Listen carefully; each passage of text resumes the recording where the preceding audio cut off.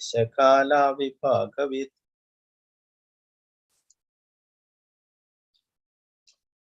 താൻ സമേതാൻ മഹാബാഹാൻ പാലഭ്യാവസൂതമാ പൂജയാമാസ ധർമ്മജ്ഞോ ദേശകാലവിഭാഗവിത്. താൻ സമേതാൻ മഹാഭാഗാനുപലഭ്യാവസുത്തമഃ പൂജയാമാസ ധർമ്മജ്ഞോ ദേശകാലവിഭാഗവിത്.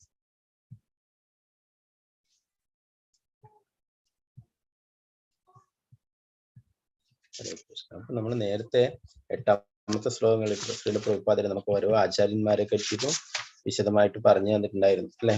അപ്പോ അതിനോട് അനുബന്ധപ്പെട്ടിട്ടുള്ള ശ്ലോകങ്ങൾ തന്നെയാണ് ഇതിൻ്റെ അകത്ത് പറയുന്നത്. മറ്റുള്ള ഋഷികളും എല്ലാവരും അവിടെ ഭീഷ്മ പിതാമഹന് പ്രാർത്ഥനകൾ അർപ്പിക്കാനായിട്ട് എത്തിയതിനെ കുറിച്ചിട്ട് കുറച്ച് സ്ക്രീന് ഷെയർ ചെയ്യുന്നുണ്ട്. കുറച്ച് സ്ലോ ആണ്, അതാണ്.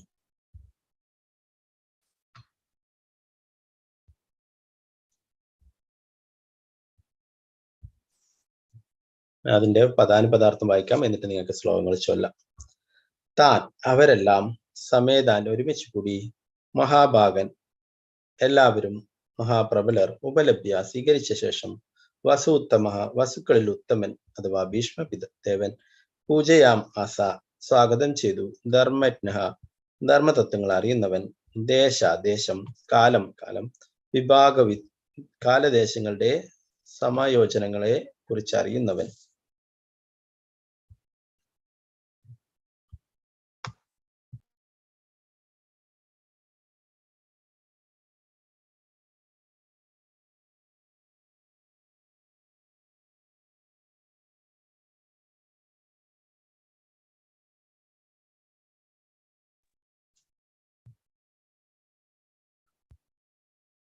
ഹരേ കൃഷ്ണ. ചൊല്ലിക്കൊള്ളൂ ശ്ലോകം. സിന്ധു മാതാജി. ഹരേ കൃഷ്ണ മാതാജി, ചൊല്ലിക്കൊള്ളൂ മാതാജി. ഹരേ കൃഷ്ണ പ്രഭുജി. ഹരേ കൃഷ്ണ. ഓം നമോ ഭഗവതേ വാസുദേവായ. താൻ സമേതാൻ മഹാഭാഗാനുപലഭ്യവസുത്തമാം പൂജയാമാസ ധർമ്മജ്ഞോ ദേശകാലവിഭാഗവിത്. ഹരേ കൃഷ്ണ പ്രഭുജി. ഹരേ കൃഷ്ണ. ഓക്കെ, ഞാൻ ചൊല്ലിയില്ല. എല്ലാവർക്കും ചൊല്ലാം, ഒരുമിച്ച് ചൊല്ലാം. സോറി, ഞാൻ വിട്ടുപോയത്.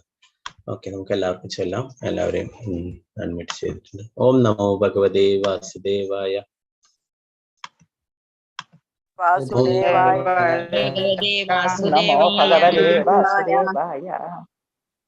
താൻ സമേതാൻ മഹാഭാഗാ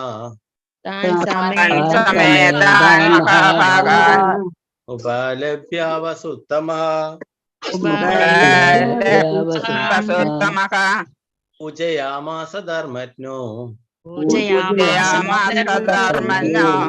ദേശകാലവിഭാഗവിത്.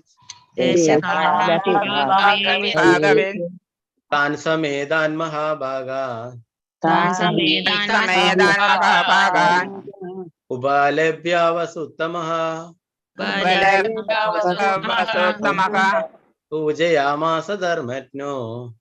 പൂജയാമാസ ധർമ്മജ്ഞോ ദേശകാലവിഭാഗവിത്. താൻ സമേതാൻ മഹാഭാഗാനുപലഭ്യാവസുത്തമഃ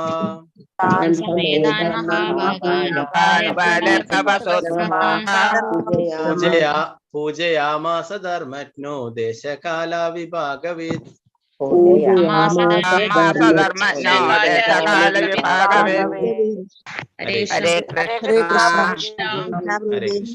ഹരേ കൃഷ്ണ. വിജയനാണ് മാതാജി. ഹരേ കൃഷ്ണ മാതാജി, ചൊല്ലിക്കോളൂ മാതാജി. ഹരേ കൃഷ്ണ പ്രഭുജി. ഓം നമോ ഭഗവതേ വാസുദേവായ. താൻ സമേതാൻ മഹാനുഭാഗാനുപലഭ്യ വസോത്തമാഃ പൂജയാമാസ ധർമ്മജ്ഞോ ദേശകാലവിഭാഗവിത്. ഹരേ കൃഷ്ണ പ്രഭുജി. ഹരേ കൃഷ്ണ മാതാജി. രാജി മാതാജി. ഹരേ കൃഷ്ണ മാതാജി. ഹരേ കൃഷ്ണ പ്രഭുജി. ഓം നമോ ഭഗവതേ വാസുദേവായ. താൻ സമേതാൻ മഹാഭാഗാനുപലഭ്യാവസുത്തമഃ പൂജയാമാസ ധർമ്മജ്ഞോ ദേശകാലവിഭാഗവിത്. ഹരേ കൃഷ്ണ പ്രഭുജി. ഹരേ കൃഷ്ണ മാതാജി. സുവർണ പ്രഭു മാതാജി. ഹരേ കൃഷ്ണ മാതാജി. ഹരേ കൃഷ്ണ പ്രഭുജി. ചൊല്ലിക്കോളൂ ഓം മാതാജി. നമോ ഭഗവതേ വാസുദേവായ. താൻ സമേതാൻ മഹാഭാഗാൻ ഉപലഭ്യ വസുത്തമഃ പൂജയാമാസ ധർമ്മജ്ഞോ ദേശകാല വിഭാഗവിത്ത്. ഹരേ കൃഷ്ണ പ്രഭുജി. ഹരേ കൃഷ്ണ മാതാജി. മിനി മാതാജി. ഹരേ കൃഷ്ണ മാതാജി. ഹരേ കൃഷ്ണ പ്രഭുജി. ചൊല്ലിക്കോളൂ മാതാജി. ഹരേ കൃഷ്ണ.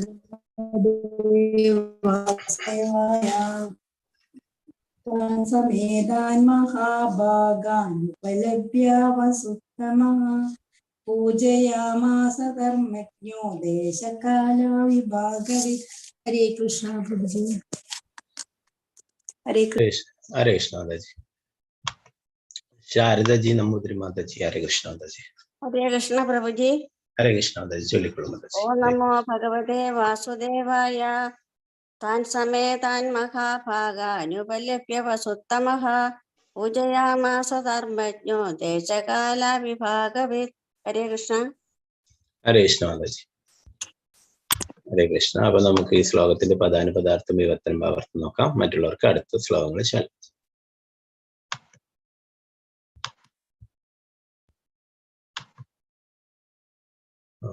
പദാനുപദാർത്ഥം നമ്മൾ നോക്കിയാലേ വിവർത്തനം നോക്കാം. അഷ്ടവസ്തുക്കളിൽ വെച്ച് ഏറ്റവും മഹാനായ ഭീഷ്മദേവൻ അവിടെ സന്നിഹിതനായിരുന്ന ശക്തരും ശ്രേഷ്ഠരുമായ എല്ലാ ഋഷിമാരെയും സ്ഥലകാലങ്ങൾക്കനുസരിച്ചുള്ള ധർമാനുഷ്ഠാന മുറകളാൽ സ്വീകരിച്ച് സ്വാഗതം അരുളി. ഭാവാർത്ഥം എസ് ഭക്തി വേദാന്ത സ്വാമി ശ്രീല പ്രഭുപാദിക്ക് ജയ്. സ്ഥലകാലങ്ങൾക്കനുസരിച്ച് ധർമ്മതത്വങ്ങൾ എപ്രകാരം സംയോജിപ്പിക്കണമെന്ന് വിദഗ്ധ ധർമാത്മാക്കൾക്ക് നല്ലവണ്ണം അറിയാം. ലോകത്തിലെ മഹാ ആചാര്യന്മാർ, മതപുരോഹിതർ അല്ലെങ്കിൽ പരിഷ്കർത്താക്കൾ സ്ഥലകാലങ്ങൾക്ക് അനുസൃതമായി മതതത്വങ്ങൾ ക്രമീകരിച്ച് അവരുടെ ദൗത്യം നിർവഹിച്ചു.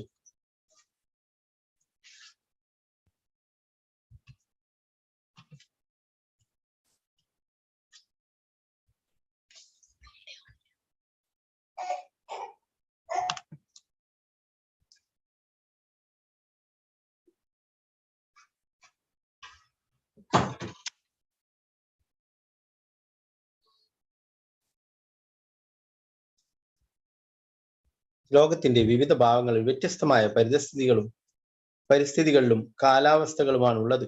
അതിനാൽ ഭഗവത് സന്ദേശ പ്രചാരണം എന്ന തന്റെ കർത്തവ്യ നിർവഹണത്തിന് സ്ഥലകാലങ്ങൾക്കനുസരിച്ച് വസ്തുതകളെ ക്രമീകരിക്കുന്നതിൽ ഒരാൾ വിദഗ്ധനായിരിക്കണം.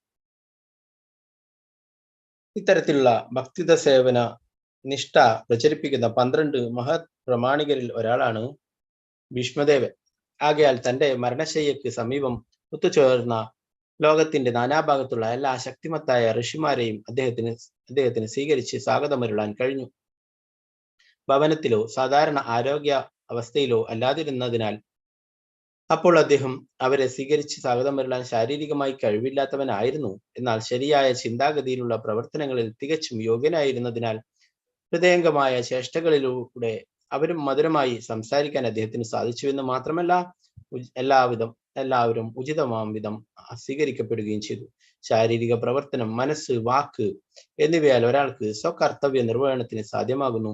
അവരെ അനുയോജ്യമായ സ്ഥലത്ത് എപ്രകാരം വിനിയോഗിക്കണമെന്ന് അദ്ദേഹത്തിന് ശരിക്കും അറിയാം. ആകയാൽ ശാരീരികമായി തയ്യാറല്ലെങ്കിലും അവരെ സ്വീകരിക്കാൻ അദ്ദേഹത്തിന് യാതൊരു വിഷമവും ഉണ്ടായില്ല. നാരായണം നമസ്കൃത്യ നരം ചൈവ നരോത്തമം ദേവീം സരസ്വതിം വ്യാസം തതോ ജയമുദ്രേ നഷ്ടപ്രായേഷു ഭദ്രേഷു നിത്യം ഭാഗവത സേവയാ ഭഗവതി ഉത്തമ ശ്ലോകേ ഭക്തിർഭവതി നൈഷ്ഠികി മുഖം കരോതി വാചാലം പങ്കും ലങ്കായതേ ഗിരിം യത്കൃപാതമഹം വന്ദേ ശ്രീഗുരു ദീനധാരിണം പരമാനന്ദ മാധവം ശ്രീ ചൈതന്യ ഈശ്വരം. നമോ വിഷ്ണുപാദായ കൃഷ്ണപൃഷ്ഠായ ഭൂതലേ ശ്രീമദേ ഭക്തി വേദാന്ത സ്വാമിനിധി നാമിനെ നമസ്തേ സാരസ്വതേ ദേവേ ഗൗരവാണി പ്രചാരണേ നിർവിശേഷ ശൂന്യവാദി പാശ്ചാത്യദേശധാരണേ. ജയ ശ്രീകൃഷ്ണ ചൈതന്യ പ്രഭു നിത്യാനന്ദ ശ്രീ അദ്വൈത ഗദാധര ശ്രീവാസാദി ഗൗര ഭക്തവൃന്ദ. ഹരേ കൃഷ്ണ കൃഷ്ണ കൃഷ്ണ ഹരേ ഹരേ, ഹരേ രാമ രാമ രാമ ഹരേ ഹരേ. ഗുരുവേ ഗൗരചന്ദ്രായ രാധികായ തദാലേ കൃഷ്ണായ കൃഷ്ണഭക്തായ തദ്ഭക്തായ പ്രഭുപാദ് കി ജയ. ഗുരു മഹാരാജ് കി ജയ. തായ ഗൗര പ്രേമാനന്ദേ ഹരേ കൃഷ്ണ. അപ്പൊ ഇവിടെ ഭീഷ്മ പിതാമഹൻ അഷ്ടവസ്തുക്കളിൽ ഏറ്റവും പ്രധാനിയായിട്ടുള്ള ആളാന്ന് പറഞ്ഞ ഏറ്റവും മഹാനായിട്ടുള്ളതാണ് ഭീഷ്മ പിതാമഹൻ എന്ന് ഇവിടെ പറയുന്നത് അല്ലെ. അപ്പൊ ആ ഭീഷ്മ പിതാമഹൻ ശരശയ്യയിലാണ് കിടക്കുന്നുള്ളത് അല്ലെ. എന്നിട്ടും എല്ലാവർക്കും പ്രണാമങ്ങൾ അർപ്പിക്കുകയുണ്ടായി, എല്ലാവരെയും സ്വീകരിക്കുകയുണ്ടായി. അപ്പൊ ഇവിടെ പ്രഭുപാദര് പറയുന്നു, ലോകത്തിലെ മഹാ ആചാര്യന്മാർ, മതപുരോഹിതർ അല്ലെങ്കിൽ പരിഷ്കർത്താക്കൾ സ്ഥലകാലങ്ങൾക്കനുസൃതമായ മതതത്വങ്ങൾക്കും അവരുടെ ദൗത്യം നിർവഹിച്ചു. ലോകത്തിന്റെ വിവിധ ഭാഗങ്ങളിൽ വ്യത്യസ്ത പരിതസ്ഥിതികളും കാലാവസ്ഥകളാണുള്ളത്. അതിനാൽ ഭഗവത് സന്ദേശ പ്രചരണം എന്ന തന്റെ കർത്തവ്യ നിർവഹണത്തിൽ സ്ഥലകാലങ്ങൾക്കനുസരിച്ച് വസ്തുതകളെ ക്രമീകരിക്കുന്നതിൽ ഒരാൾ വിദഗ്ധനായിരിക്കും. പ്രഭുപാദരെ 11 വർഷത്തിനിടയിൽ 14 പ്രാവശ്യം ലോകം മുഴുവൻ ചുറ്റി സഞ്ചരിച്ച് കൃഷ്ണാബോധം പ്രചരിപ്പിച്ചിട്ടുണ്ടായിരുന്നു. ഒരേ യാത്ര തന്നെയായിരുന്നു പ്രഭുപാദര്. ഇവിടെ നമുക്കറിയാം, ഇന്ത്യയിൽ ഇവിടെ പകലായിരിക്കുന്ന സമയത്ത് വേറെ അമേരിക്കയിലൊക്കെ രാത്രി സമയങ്ങളാണ് അല്ലെ. അപ്പൊ അതുപോലെ ഓരോരോ സ്ഥലങ്ങളിലും സ്ഥലം, അവിടുത്തെ കാലാവസ്ഥ എല്ലാം വ്യത്യസ്തമായിരുന്നു. എന്നാൽ പ്രഭുപാദര് യാതൊന്നും അദ്ദേഹത്തിനെ ബാധിച്ചിരുന്നില്ല. ഓരോ സ്ഥലങ്ങളിലും പോയിട്ട് അവിടുത്തെ ഇവിടെ നമ്മൾ രാത്രിയൊക്കെ ഉറങ്ങി ശീലിച്ചല്ലേ, അങ്ങനെ ആയിട്ടാകുമ്പോൾ നമ്മളെ ദിനചര്യകളൊക്കെ മാറും ഇതാവും അല്ലെ. പ്രഭുപാദർക്ക് അതൊന്നും ബാധിച്ചില്ല. പ്രഭുപാദര് എല്ലാ കാര്യങ്ങളും കൃത്യമായിട്ട് തന്നെ ചെയ്തിരുന്നു. ശിഷ്യന്മാരൊക്കെ ചിലപ്പോൾ അവർക്കൊക്കെ ബുദ്ധിമുട്ടായിട്ട് അവരൊക്കെ ചെയ്യാതിരിക്കും. പ്രഭുപാദര് പറഞ്ഞിരുന്നു, ഞാൻ ചെയ്യുന്നുണ്ടല്ലോ, ഇതിന് നിങ്ങൾക്ക് ചെയ്തോളൂ എന്ന് പറഞ്ഞിട്ട് പറയുമായിരുന്നു. അപ്പൊ പ്രഭുപാദർക്ക് ഇതിനെന്നും ഏത് രാജ്യമാണ്, അവിടുത്തെ കാലാവസ്ഥ, അതൊന്നും ഒരിക്കലും പ്രഭുപാദരെ അതൊന്നും ബാധിച്ചിരുന്നില്ല. കൃഷ്ണാബോധം പ്രചരിപ്പിക്കാനായിട്ട് എല്ലാം സഹിച്ചുകൊണ്ട് തന്നെയാണ് പ്രഭുപാദര് കൃഷ്ണാബോധം ലോകം മുഴുവനായിട്ട് പ്രചരിപ്പിച്ചിട്ടുണ്ടായിരുന്നത്.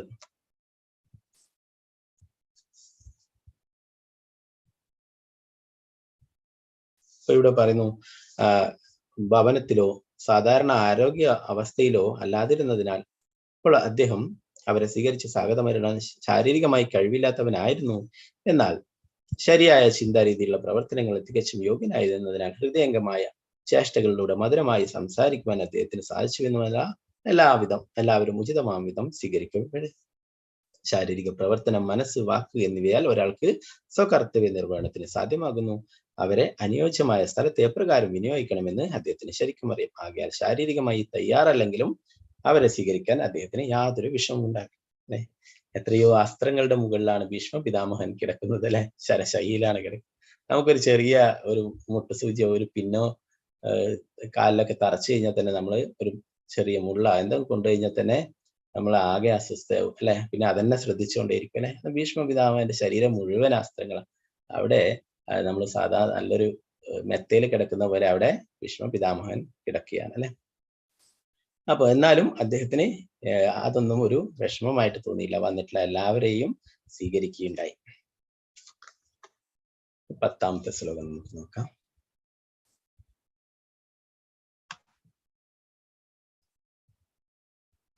ഓം നമോ ഭഗവതേ വാസുദേവായ. ഓം നമോ ഭഗവതേ വാസുദേവായ. ഓം നമോ ഭഗവതേ വാസുദേവായ. കൃഷ്ണം ചാതത്പ്രഭാവജ്ഞ ആസീനം ജഗദീശ്വരം ഹൃദിസ്ഥം പൂജയാമാസ മായയോപാത വിഗ്രഹം.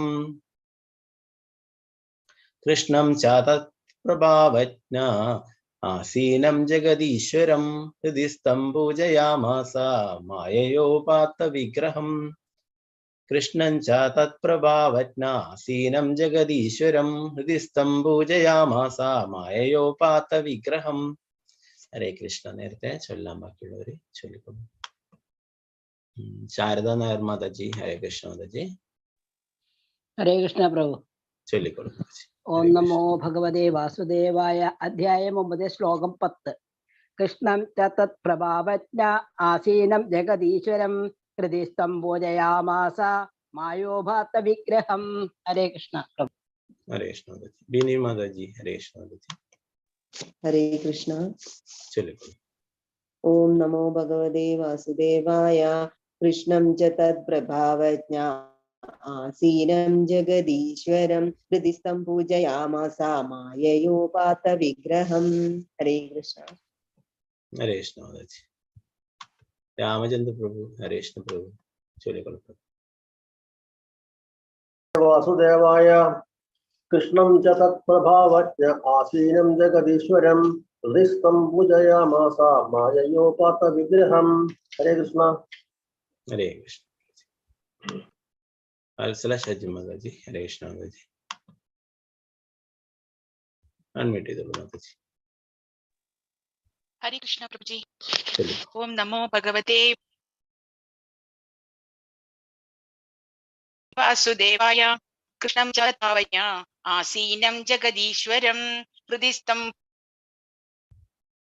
पूजया वायुर्धं। हरे कृष्ण हरे कृष्ण हरे कृष्ण സ്ക്രീൻ കാണാലോ അല്ലേ ഒന്നും പ്രശ്നമൊന്നുമില്ലല്ലോ हरे कृष्ण ओके सीता माता जी हरे कृष्ण सीतारामन माता जी हरे कृष्ण माता जी हरे कृष्ण प्रभु जी। ओम नमो भगवते वासुदेवाय। कृष्णं च तत्प्रभावज्ञा आसीनं जगदीश्वरं हृदि तं पूजयामास माययोपात विग्रहं। हरे कृष्ण प्रभु जी। हरे कृष्ण माता जी अनिता कुमारी माता जी हरे कृष्ण माता जी हरे कृष्ण प्रभु जी। चलिए ओम नमो भगवते वासुदेवाय। कृष्णं च तत्प्रभावज्ञा आसीनं जगदीश्वरं हृदिस्थं पूजयामास माययोपात विग्रहं। हरे कृष्ण प्रभु जी। हरे कृष्ण माता जी श्रीजा विजय माता जी हरे कृष्ण माता जी चलिए हरे कृष्ण प्रभु जी। ओम नमो भगवते वासुदेवाय। कृष्णं च तत्प्रभावज्ञा आसीनं जगदीश्वरं हृदिस्थं पूजयामास माययोपात विग्रहं। हरे कृष्ण माता जी मालती माता जी हरे कृष्ण माता जी चलिए माता जी हरे कृष्ण प्रभु जी। चलिए ओम नमो भगवते वासुदेवाय। कृष्णं च तत्प्रभावाज्ञा आसीनं जगदीश्वरं हृदिस्थं पूजयामास माययोपात विग्रहं। हरे कृष्ण प्रभु जी। हरे कृष्ण माता जी वत्सला माता जी हरे कृष्ण माता जी चलिए माता जी अनम्यूट ചെയ്തോളൂ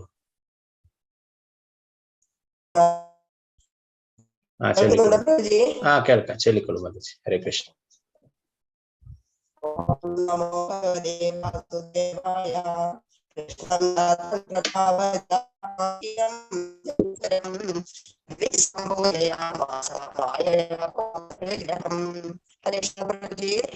हरे कृष्ण हरे कृष्ण शोभा प्रदीप ओके माताजी हरे कृष्ण शोभा प्रदीप माताजी हरे कृष्ण माताजी हरे कृष्ण प्रभु जी।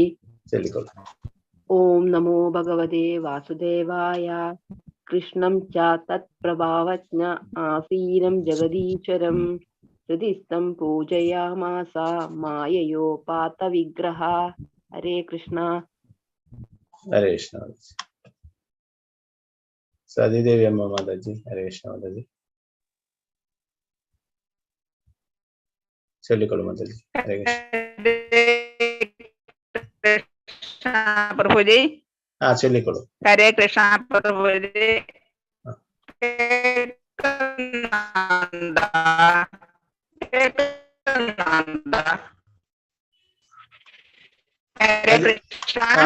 മാതാജിക്ക് ചെറിയ നെറ്റ്വർക്ക് പ്രശ്നമുണ്ട് മാതാജിയുടെ കേൾക്കുന്നില്ല ഹരേ കൃഷ്ണ ഹരേ കൃഷ്ണ അടുത്ത ശ്ലോകം ചൊല്ലി ഓം നമോ ഭഗവതേ വാസുദേവായ കൃഷ്ണം ച തത്പ്രഭാവജ്ഞാ ആസീനം ജഗദീശ്വരം ഹൃദിസ്ഥം ബോധയാമാസ. ശരി ശരി ഒന്നും കേൾക്കുന്നില്ല. प्रतिभा माताजी हरे कृष्ण माताजी चलिए माताजी हरे कृष्ण प्रभु। हाँ चलिए माताजी ओम नमो भगवते वासुदेवाय। कृष्णं च तत्प्रभावाज्ञा आसीनं जगदीश्वरं हृदिस्थं पूजयामास माययोपात विग्रहं। हरे कृष्ण हरे कृष्ण माताजी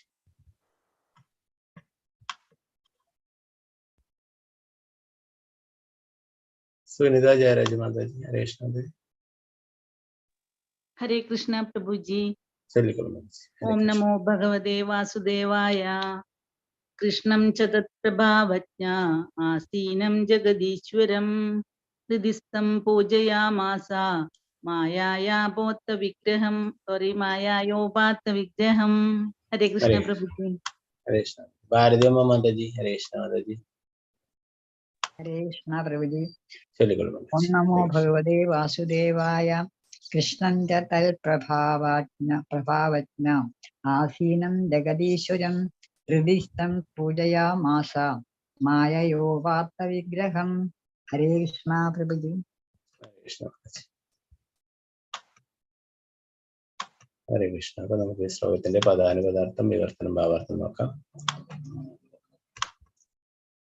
കൃഷ്ണം ശ്രീകൃഷ്ണ ഭഗവാനെ ച ഓം തത് ഭഗവാന്റെ പ്രഭാവജ്ഞ മഹാത്മ്യങ്ങൾ അറിയുന്നവൻ അഥവാ ഭീഷ്മർ ആസീനം ആസനസ്ഥരായിരിക്കുന്ന ജഗദീശ്വരം പ്രപഞ്ചത്തിന്റെ ഈശ്വരൻ ഹൃദിസ്ഥം ഹൃദയത്തിൽ സ്ഥിതി ചെയ്യുന്നു. പൂജയാം ആസ ആരാധിച്ചു. മായയ അന്തരംഗ ശക്തിയ ഉപാത്ത സ്പഷ്ടമാക്കി. വിഗ്രഹം ഒരു രൂപം. വിവർത്തനം ഭാവാർത്ഥം എസി ഭക്തി വേദാന്ത സ്വാമി ശ്രീല പ്രഭുപാദിക്ക് ജയ.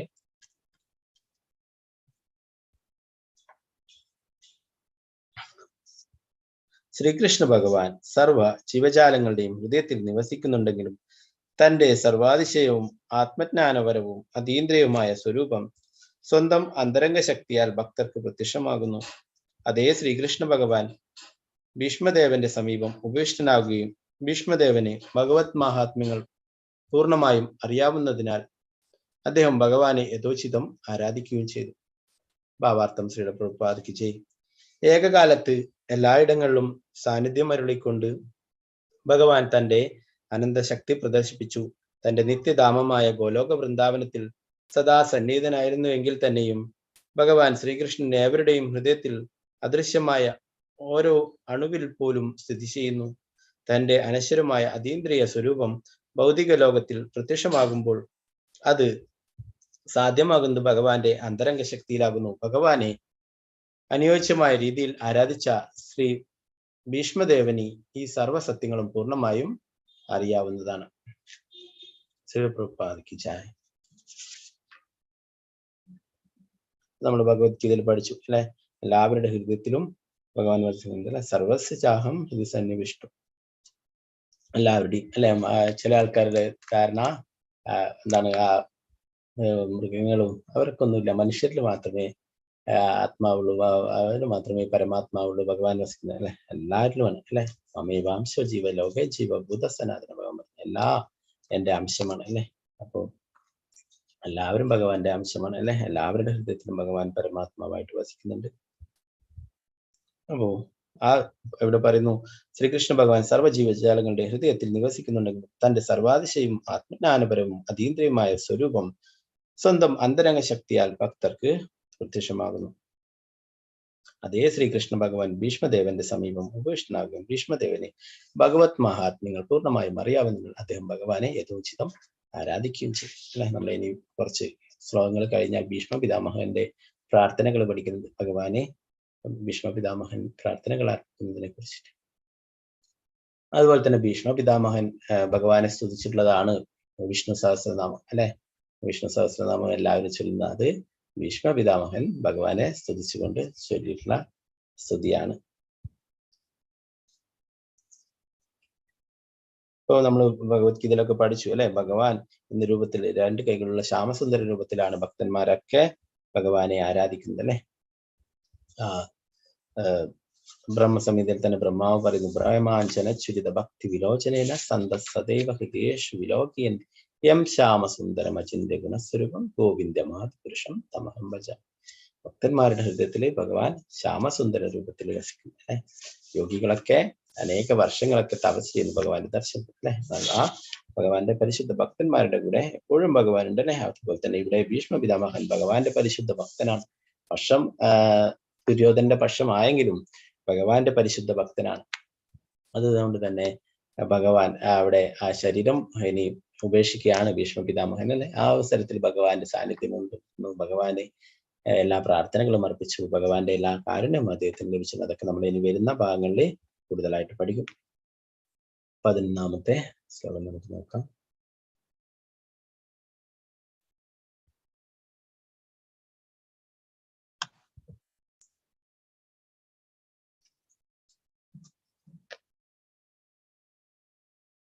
ഓം നമോ ഭഗവതേ വാസുദേവായ. ഓം നമോ ഭഗവതേ ഭഗവതി വാസുദേവായ. ഓം നമോ ഭഗവതി വാസുദേവായ. പാണ്ഡുപുത്രാനുപാസീനാൻ പ്രശ്രയാ പ്രേമ സംഗതാൻ അഭ്യാചഷ്ടാനുരാഗശ്രൈ ബന്ധീഭൂതേന ചക്ഷുഷാ.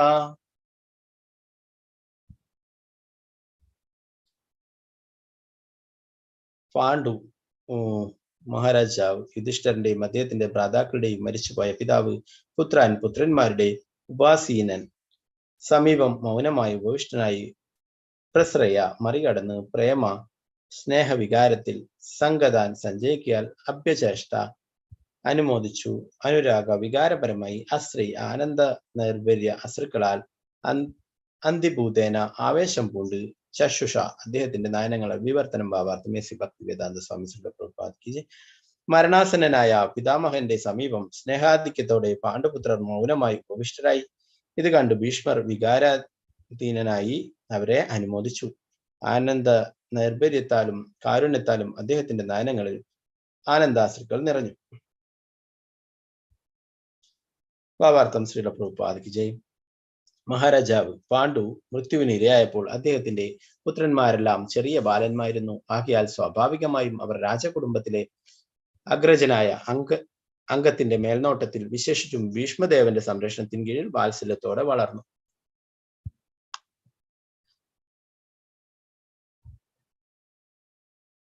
പിന്നീട് പാണ്ഡവർ മുതിർന്നപ്പോൾ വഞ്ചകരായ ദുര്യോധനും കൂട്ടരും അവരെ ചതിച്ചു തോൽപ്പിച്ചു. പാണ്ഡവർ നിരപരാധികളാണെന്നും അവരെ അനാവശ്യമായി കുഴപ്പത്തിൽ അകപ്പെടുത്തുകയാണെന്നും ഭീഷ്മദേവന് നല്ലവണ്ണം അറിയാമായിരുന്നെങ്കിലും രാഷ്ട്രീയ കാരണങ്ങളാൽ അവരുടെ പക്ഷം നിൽക്കാൻ അദ്ദേഹത്തിന് കഴിഞ്ഞില്ല. തന്റെ ജീവിതത്തിന്റെ അവസാന ഘട്ടത്തിൽ മഹാരാജാവ് യുധിഷ്ഠിരന്റെ നേതൃത്വത്തിലുള്ള ഉദാത്തരായ തന്റെ പൗത്രർ തന്റെ സമീപം മൗനമായി ഉപവിഷ്ടരായിരിക്കുന്നത് ദർശിച്ച ഭീഷ്മപിതാമഹന് തന്റെ വാത്സല്യ നിർഭരമായ ആനന്ദാശ്രുക്കളെ നിയന്ത്രിക്കാൻ കഴിഞ്ഞില്ല. അശ്രുക്കൾ അദ്ദേഹത്തിന്റെ നയനങ്ങളിൽ നിന്നും താനെ പൊഴിഞ്ഞു. അത്യന്തം ധർമ്മിഷ്ഠരായ തന്റെ പൗത്രർ അനുഭവിച്ച കൊടിയ ദുരന്തങ്ങൾ അദ്ദേഹം സ്മരിച്ചു. ദുര്യോധനന്റെ സ്ഥാനത്ത് യുധിഷ്ഠിരന്റെ രാജ്യാഭിഷേകം നടന്നതിനാൽ നിശ്ചയമായും ഭീഷ്മദേവൻ അത്യധികം സംതൃപ്തനായ വ്യക്തിയായിരുന്നു. ആകയാൽ അദ്ദേഹം അവരെ അനുമോദിക്കാൻ ആരംഭിച്ചു. അപ്പോ പാണ്ഡവർക്ക് എല്ലാം സംരക്ഷണമൊക്കെ കുട്ടിയായിരിക്കുമ്പോഴൊക്കെ ഭീഷ്മപിതാമഹന്റെ സംരക്ഷണത്തിലാണ് അവരൊക്കെ വളർന്നു വന്നിട്ടുള്ളത് എന്ന് ഇവിടെ പറയുന്നത് അല്ലെ. മഹാരാജ പാണ്ഡു വേഗത്തിൽ തന്നെ ആ ശരീരം ഉപേക്ഷിച്ച് പോവുകയുണ്ടായി അല്ലെ. പിന്നീട് ആ ചെറിയ കുട്ടികളെയൊക്കെ അവരൊക്കെ ഭീഷ്മദേവന്റെ സംരക്ഷണത്തിന് കീഴിലാണ് വളർന്നിട്ടുള്ളത് എന്നും പറയുന്നു. പിന്നീട് അവർക്ക് ചെറിയ കുട്ടിയായിരിക്കുന്നത് കൊണ്ട് തന്നെ അവർക്ക് രാജ്യം ലഭിച്ചില്ല അല്ലെ. പിന്നീടാണ് കുട്ടികളൊക്കെ വളർന്നു വന്നപ്പോൾ രാജ്യം തിരിച്ചു ചോദിച്ചപ്പോൾ അത് കൊടുക്കാതിരിക്കുകയും അല്ലെ, അങ്ങനെയുള്ള പിന്നീടുള്ള പ്രശ്നങ്ങളൊക്കെ വരുന്നത്. അപ്പോ ഭീഷ്മപിതാമഹന് യഥാർത്ഥത്തിൽ പാണ്ഡവരോട് നല്ല സ്നേഹം തന്നെയായിരുന്നു അല്ലെ. എന്നാൽ ആ സാഹചര്യത്തിന് അങ്ങനത്തെ ആയതുകൊണ്ട് ദുര്യോധനന്റെ പക്ഷം നിൽക്കേണ്ടതായിട്ട് വന്നു അല്ലെ. എന്നാൽ അവരൊക്കെ ആ യുദ്ധങ്ങളൊക്കെ തീർന്നിട്ടും പാണ്ഡവരൊക്കെ പൂർണ്ണമായിട്ടും ഭഗവാനാൽ സംരക്ഷിക്കപ്പെട്ടിരിക്കുന്നു. അവർക്കൊന്നും യാതൊന്നും നഷ്ടവും സംഭവിച്ചില്ല അല്ലെ. അവരൊക്കെ അതുപോലെ തന്നെ ഭീഷ്മപിതാമഹന്റെ അവിടെ സാന്നിധ്യത്തിൽ നിൽക്കുന്നു, ഭഗവാന്റെ സാന്നിധ്യത്തിൽ. അതുകൊണ്ട് തന്നെ അദ്ദേഹത്തിന് വളരെ സന്തോഷമായി ഭീഷ്മപിതാമഹന്. പിന്നീട് കുറെ സാഹചര്യങ്ങളിലൊക്കെ ദുര്യോധനന്റെ പക്ഷത്തായിട്ടും ഭീഷ്മപിതാമഹൻ ഇവർക്ക് നേരെ അർജുനനോടൊന്നും യുദ്ധം ചെയ്യാതെ ദുര്യോധനൻ തന്നെ പറയുന്നുണ്ട്, നിങ്ങള് ഞങ്ങളുടെ പക്ഷത്താണെങ്കിലും കൂറ് മുഴുവൻ നിങ്ങൾക്ക് പാണ്ഡവരോടാണ് എന്നൊക്കെ പറഞ്ഞ് കുറ്റപ്പെടുത്തുന്ന രീതിയിലൊക്കെ സംസാരിക്കും. യഥാർത്ഥത്തിൽ ഭീഷ്മപിതാമഹൻ ഭഗവാന്റെ പരിശുദ്ധ ഭക്തനാണ് അല്ലെ. ഭഗവാന്റെ ആ ധർമ്മം പാണ്ഡവരുടെ ഭാഗത്ത് തന്നെയാണ്. അതുകൊണ്ട് തന്നെ ആ വിജയമൊക്കെ ഉണ്ടായി. അപ്പോ ഇവിടെ അവരൊക്കെ വിജയിച്ചിട്ട് ഭീഷ്മപിതാമഹന്റെ അടുത്ത് തന്നെ ഉള്ളപ്പോൾ അദ്ദേഹത്തിന് വളരെ സന്തോഷമായി. യുധിഷ്ഠിരനെ രാജ്യം ലഭിച്ചു അല്ലെ. ഭഗവാന്റെ രാജ്യം യുധിഷ്ഠിരനെ ഏൽപ്പിക്കുകയുണ്ടായി. നമുക്കൊരു ശ്ലോകം കൂടി എടുക്കാം, 12-ാമത്തെ. ഓം നമോ ഭഗവതേ വാസുദേവായ. ഓം നമോ ഭഗവതേ വാസുദേവായ. ഓം നമോ ഭഗവതേ വാസുദേവായ.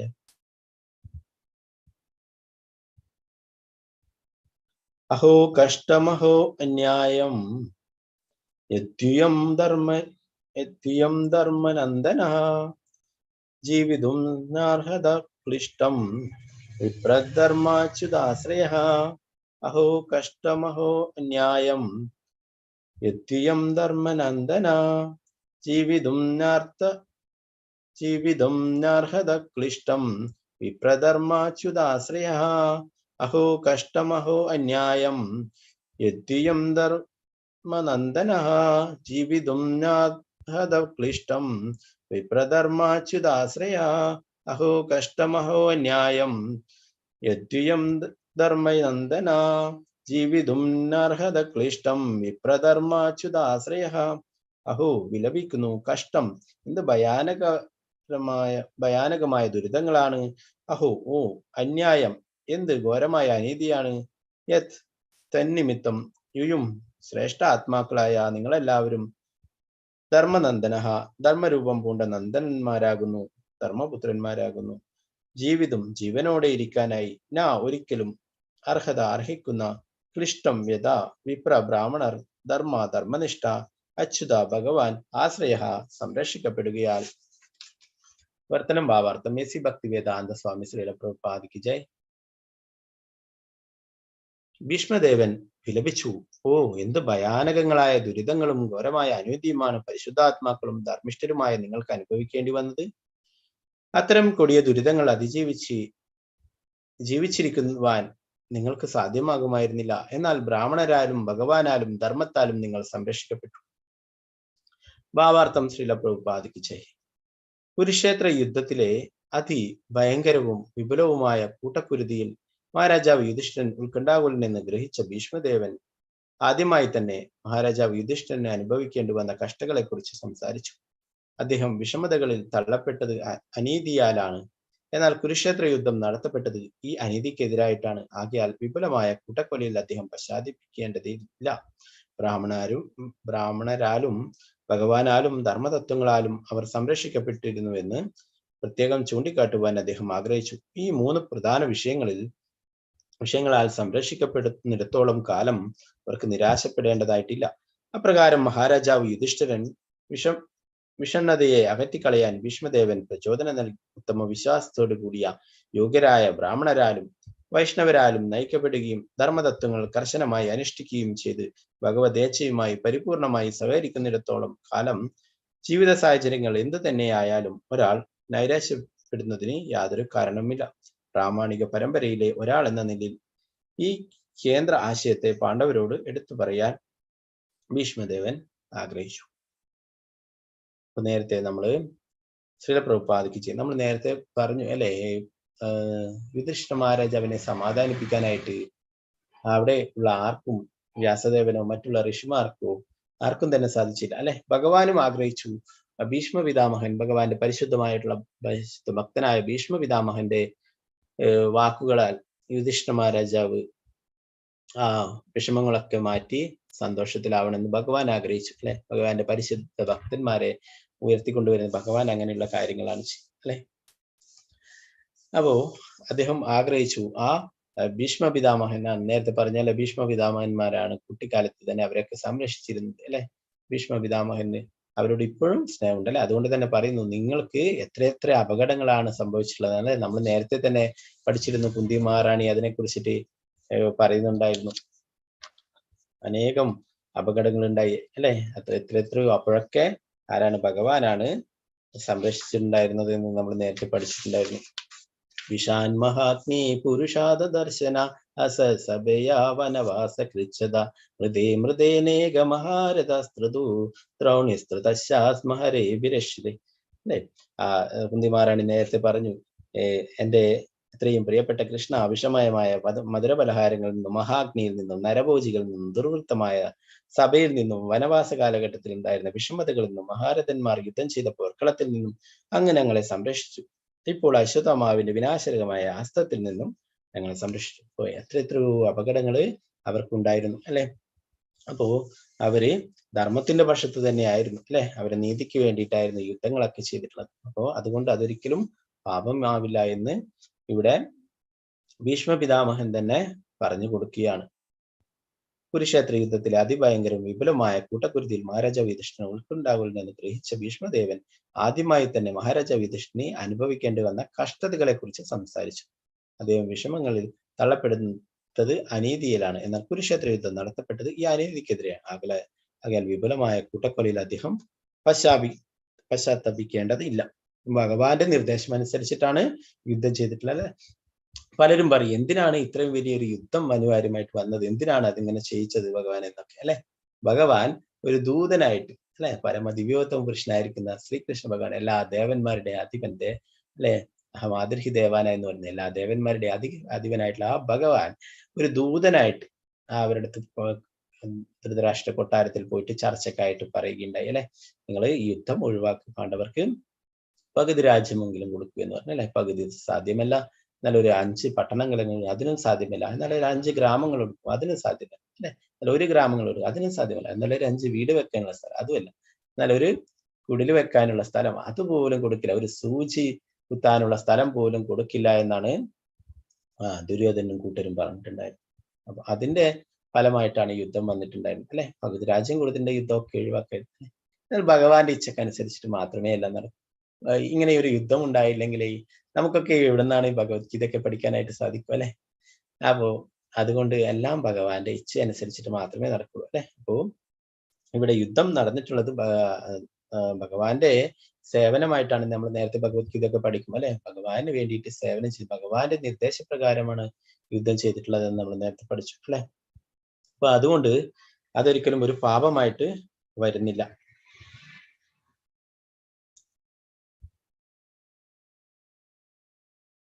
ഇവിടെ പറയുന്നു, ബ്രാഹ്മണരാലും ഭഗവാനാലും ധർമ്മതത്വങ്ങളാലും അവർ സംരക്ഷിക്കപ്പെട്ടിരുന്നു എന്ന് പ്രത്യേകം ചൂണ്ടിക്കാട്ടുവാൻ അദ്ദേഹം ആഗ്രഹിച്ചു.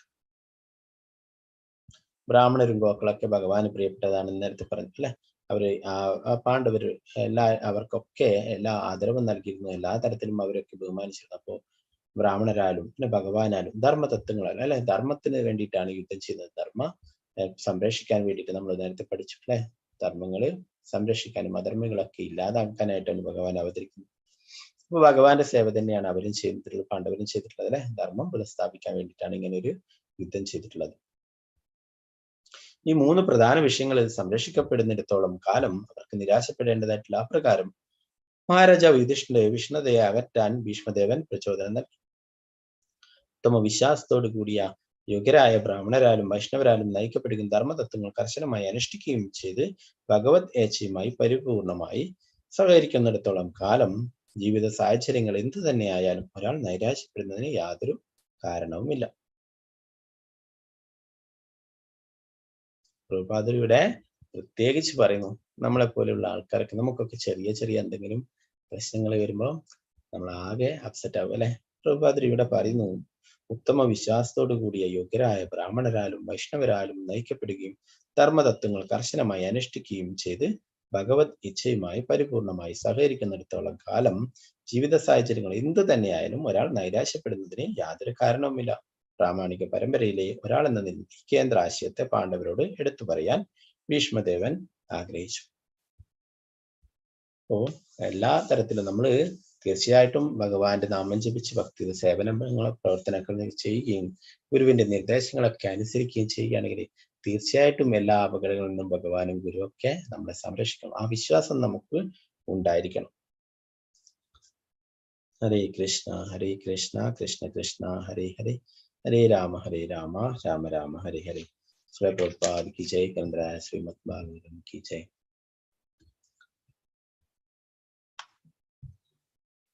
ഹരേ കൃഷ്ണ. അപ്പൊ ഇന്നടുത്ത ഭാഗങ്ങളിൽ എന്തെങ്കിലും സംശയങ്ങൾ ഉണ്ടെങ്കിൽ കൈ ഉയർത്താം.